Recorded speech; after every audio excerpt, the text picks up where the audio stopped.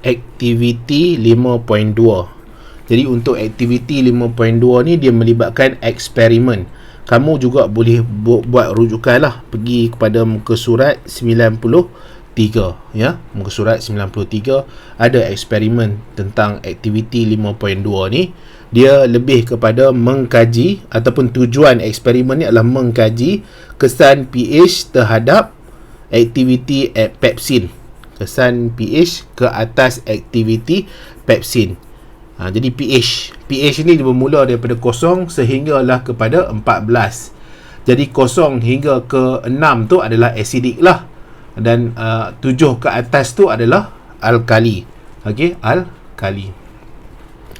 Okey, jadi biasalah bila sebut tentang yang atas ni, dia tujuan ni selalunya perkataan yang digunakan adalah ada perkataan mengkaji.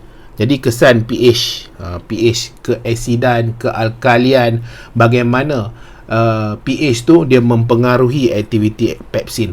Pepsin ni apa? Pepsin ni adalah enzim. Dia adalah antara enzim-enzim yang awal lah. Pepsin, renin, dia enzim yang awal sebab dia tidak ada ASE. Selalunya enzim yang baru-baru ni akan dinamakan, penamaan dia ada ASE di belakang.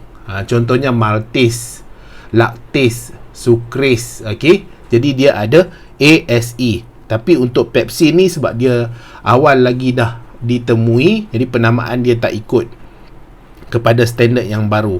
Kemudian pepsin ni dihasilkan oleh apa? Ni revision sedikit lah ya, revision sedikit. Pepsin ni dihasilkan di perut oleh dinding perut. Dinding perut tu terdiri daripada sel utama. Jadi sel utama ni akan rembeskan pepsinogen. Jadi pepsinogen ni masih lagi tidak boleh bertindak balas terhadap protein. Dia kena tukar dulu kepada pepsin oleh hydrochloric acid. Okey, dia tukar jadi pepsin. Dan pepsin lah kemudian akan memecahkan protein. Okey, dengan kehadiran air menjadi polipeptida. Okey, menjadi polipeptida. Itu sedikitlah revision ya. Kemudian kita pergi kepada penyataan masalah. Apakah kesan pH ke atas aktiviti pepsin? Kesan pH, bila sebut kesan tu akibat lah. Akibat daripada perubahan pH terhadap tindak balas pepsin terhadap protein. Dia ada kesan ke tidak? Okey, pH. Boleh lah kan? Ayat dia tu sendiri kita boleh faham kan? Kesan pH ke atas aktiviti pepsin. Kalau masam, jadi apa dekat pepsin? Kalau alkali, jadi apa dekat pepsin? Kalau neutral, jadi apa dekat pepsin? Pepsin tu boleh bertindak balas ataupun tidak? Jadi kalau kamu nampak kat sini, pepsin sendiri, pepsinogen tu ditukarkan oleh hydrochloric acid. Hydrochloric acid ni dihasilkan oleh sel apa? Sel peritel. Okey, hydrochloric acid dirembeskan oleh sel peritel yang membentuk dinding perut, Okey, kemudian kita ada hipotesis. Hipotesis ni apa? Educated guess atau ramalan awal. Apa yang kita boleh ramalkan daripada eksperimen ataupun daripada tujuan kita ni, ataupun daripada penyataan masalah kita ni. Jadi hipotesis ni ramalan awal kita, educated guess kita berdasarkan pengetahuan yang kita ada. Jadi pepsin ni dia berfungsi paling baik sekali dalam keadaan berasid. Jadi kita dah belajar ni, pepsin dia berfungsi dalam keadaan yang baik apabila medium dia tu berasid. Medium berasid, dan kita dengar perut tu sendiri keasidan dia boleh capai sampai 1.5, sangat berasid. 1.5 ni boleh lebur paku besi ya. Jadi dinding perut tu memang sangat-sangat bagus lah, disebabkan adanya rembesan mucus oleh sel mucus. Dan di dinding perut juga dia mengalami pembahagian sel dengan kadar yang banyak untuk menggantikan sel-sel yang rosak. Okey, pembeli ubah dimanipulasikan. Kita ada pH medium.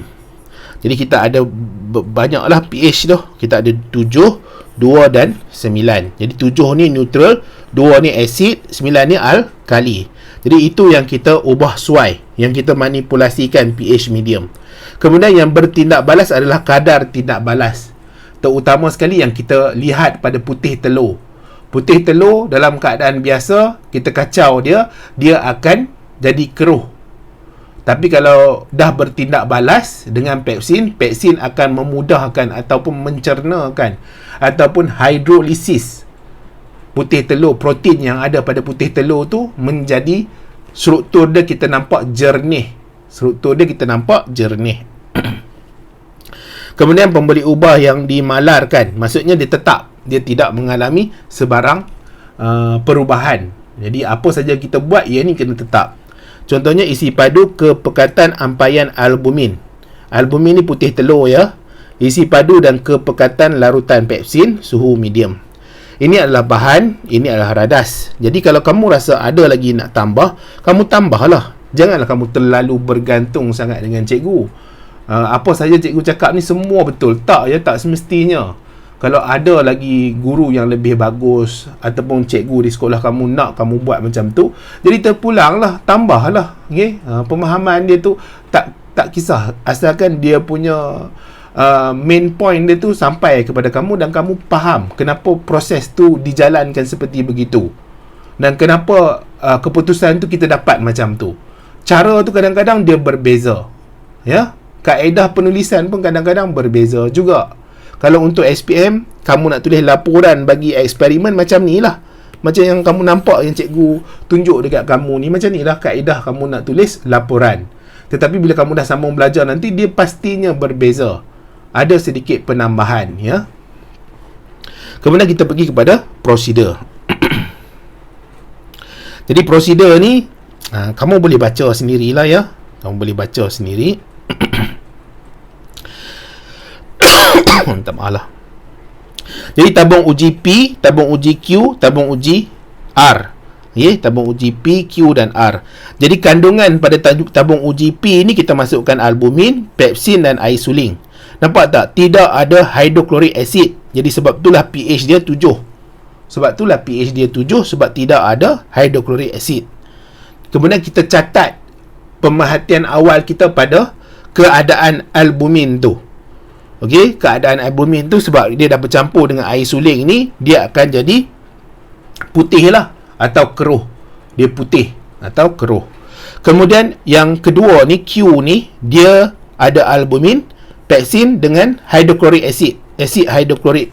Jadi yang menyebabkan dia berasid tu adalah asid hidroklorik. Sebab itulah pH dia jatuh 2. Jadi hati-hatilah bila guna asid hidroklorik ni ya.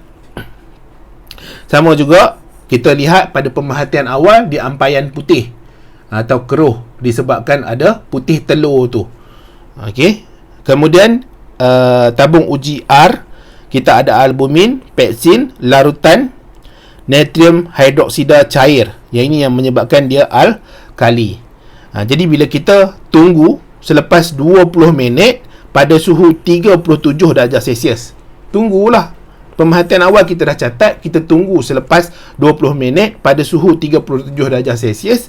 Kita dapat lihat bahawa untuk tabung uji P, dia kekal ampaian putih. Maksudnya tidak ada perubahan, tidak ada tindak balas. Untuk tabung uji R, dia ampaian putih, dia tidak ada tindak balas. Yang ada tindak balas hanyalah tabung uji Q. Jadi maksudnya daripada ampaian putih dia jadi jernih ni, maksudnya ada proses hidrolisis atau proses pencernaan yang dijalankan oleh pepsin terhadap protein yang ada pada putih telur ni, ada pada albumin ni. Ya. Jadi pH 2 adalah pH yang sangat sesuai bagi tindak balas ataupun aktiviti enzim pepsin. Sekarang ni kita cuba bincangkan. Yang cikgu terang semua tu adalah perbincangan. Perbincangan ni apa?